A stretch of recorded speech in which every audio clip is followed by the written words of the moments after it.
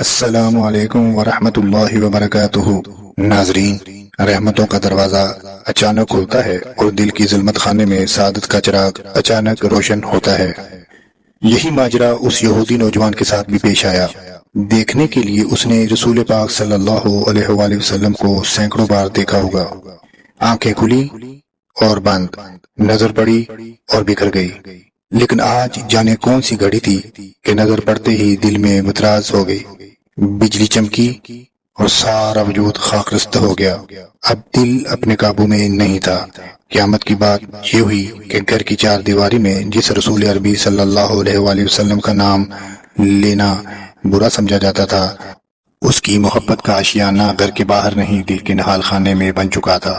عشق، اور وہ بھی رسول مجتبیٰ کا عشق، جس کی خوشبو سے دونوں عالم مہک اٹھتے، اس کا چھپانا آسان نہیں تھا۔ ادھر گھر والوں کا خوف، سماج کا خطرہ، کسی نے ان کی محفل میں جاتے ہوئے دیکھ لیا تو علام کا محشر برپا ہو جائے گا۔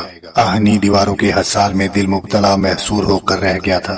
اسی طرح دن گزرتے گئے اور دل کے قریب عشق کی چنگاری سلگتی رہی۔ محبت کی تپش سے آنکھوں کی نیند اڑ گئی۔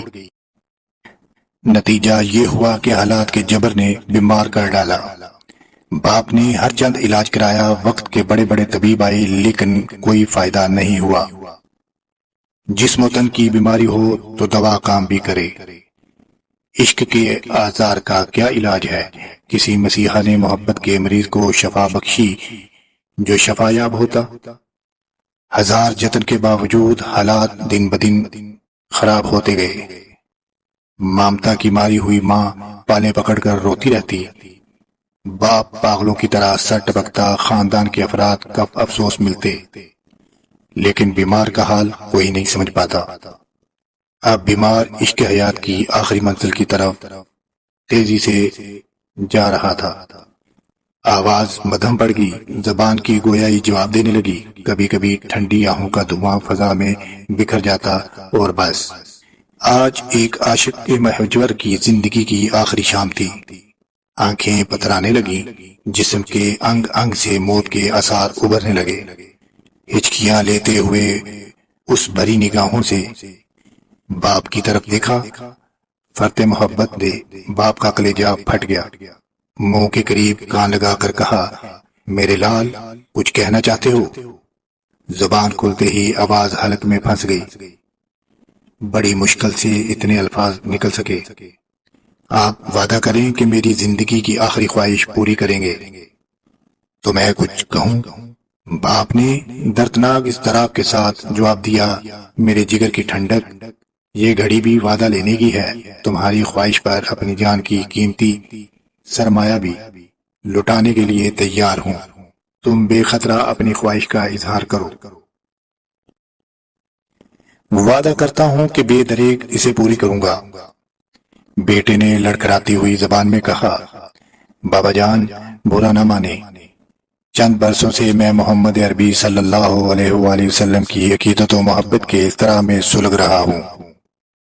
آپ کے خوف سے زندگی کا یہ مخفی راز ہم نے کبھی فاش نہیں ہونے دیا۔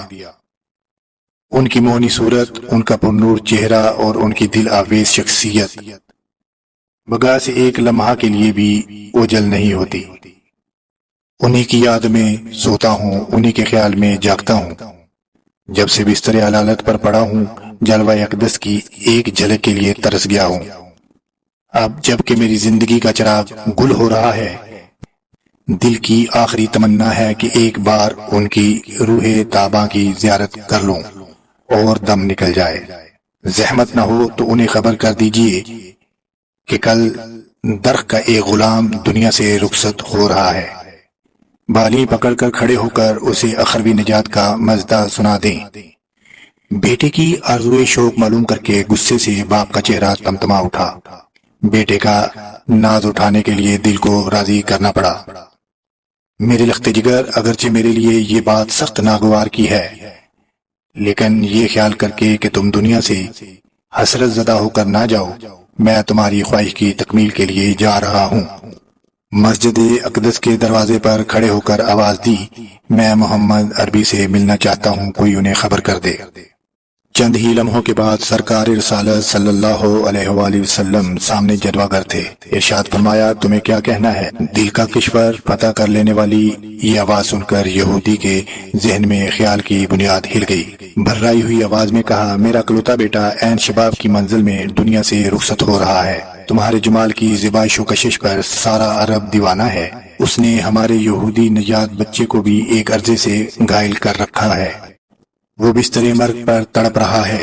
یہ سنتے ہی سرور کائنات صلی اللہ علیہ وآلہ وسلم نے صحابہ کرام سے ارشاد فرمایا چلو اس فیروز بخت نوجوان کو دیکھائیں جس کے خیر مقدم کے لیے آسمانوں میں ہنگامہ شوق برپا ہے۔ انتظار کرتے کرتے بیمار محبت کی آنکھیں بند ہو گئی تھیں۔ باپ نے سرہانے کھڑے ہو کر آواز دی نور عین آنکھیں کھولو، تمہارے مرکز عقیدت آگے یہ دیکھو۔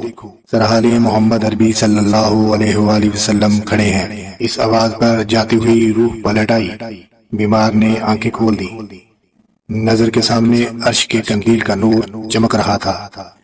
نحیف و کمزور آواز میں اظہار تمنا کیا سرکار دل میں عشق و ایمان کی مقدس امانت لیے ہوئے اب عالم جاوید کی طرف جا رہا ہوں کہ کل درخت کے غلاموں میں میرا بھی نام درج کر لیا جائے۔ خدا لا شریک کا ایک سجدہ بھی نام زندگی میں نہیں ہے۔ اس تہدستی کے باوجود کیا میں اپنے نجات کی امید رکھوں؟ سرور کائنات صلی اللہ علیہ وآلہ وسلم نے تسلی امیز لہجے میں ارشاد فرمایا زبان سے کلمہ توحید کا اقرار کر کے دائرہ اسلام میں داخل ہو جاؤ، تمہاری نجات کا ضامن میں ہوں۔ نوجوان کا باپ یہ جواب سن کر پھوٹ پڑا، جذبات میں بے قابو ہو کر بیٹے کو تلقین کی۔ فرزند سعید ہزار دشمنی کے باوجود دل کا یہ اعتراف اب نہیں چھپایا جا سکتا کہ ایک سچے پیغمبر کی زبان حق ترجمان سے یہ جملہ صادر ہوا ہے۔ فرش گیتی پر کسی بندے کو اس سے زیادہ کوئی ارجمند گھڑی نہیں میسر آ سکتی کہ مالک کبریا کا حبیب اس کی نجات کے لیے اپنی ضمانت پیش کر رہا ہے۔ تم صاف و صریح لفظوں میں وعدہ لے کر دائرہ اسلام میں داخل ہو جاؤ۔ نوجوان نے ہچکیاں لیتے ہوئے کہا سرکار قبر کی منزل سے لے کر دخول جنت تک آپ کی ضمانت پر اسلام قبول کرتا ہوں۔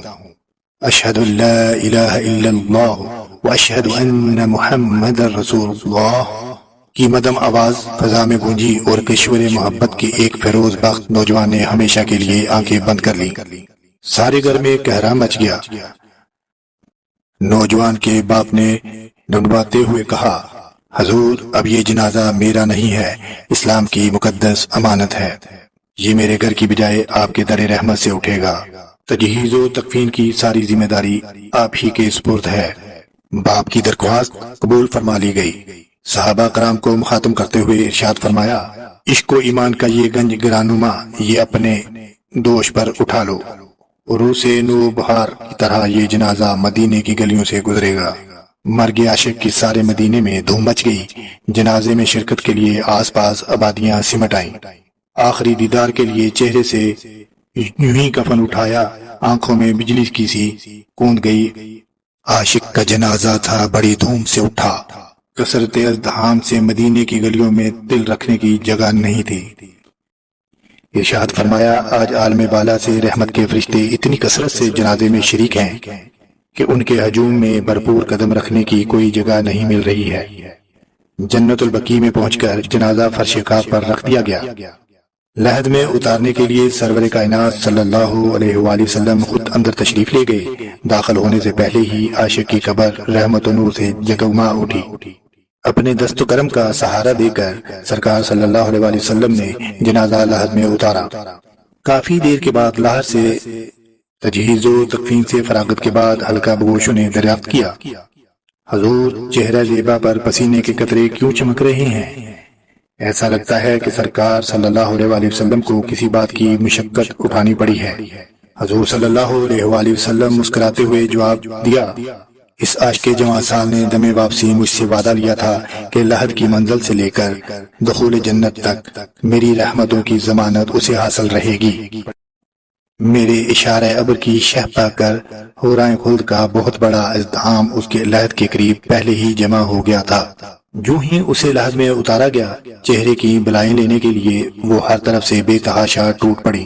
ہیوم شوق کا امڑتا ہوا سیلاب اب میرے ہی قدموں سے ہو کر گزر رہا تھا، جس کی وجہ سے مجھے تھوڑی سی مشقت اٹھانی پڑی اور میں پسینہ پسینہ ہو گیا۔ اور ایسا ہونا بھی رحمت کا تقاضا تھا کہ پسینے کے چند قطرے کفن کی چادر پر ٹپک گئے۔ اب اس کی خوابگاہ محشر تک مہکتی رہے گی۔ بندہ نوازی کی یہ روداد جہاں افروز معلوم کر کے صحابہ کرام کی روحیں اپنے اپنے قلم میں جھوم اٹھی۔ عشق محمد صلی اللہ علیہ وآلہ وسلم کی سرفرازی نے ایک ایسے نوجوان کو اخروی اعزاز کے منصب پر پہنچا دیا جس کے نام حیات میں ایک سجدہ بندگی کا بھی اندراج نہیں تھا۔ سچ کہا ہے کہنے والوں نے کہ جسے پیا چاہے وہی سہاگن۔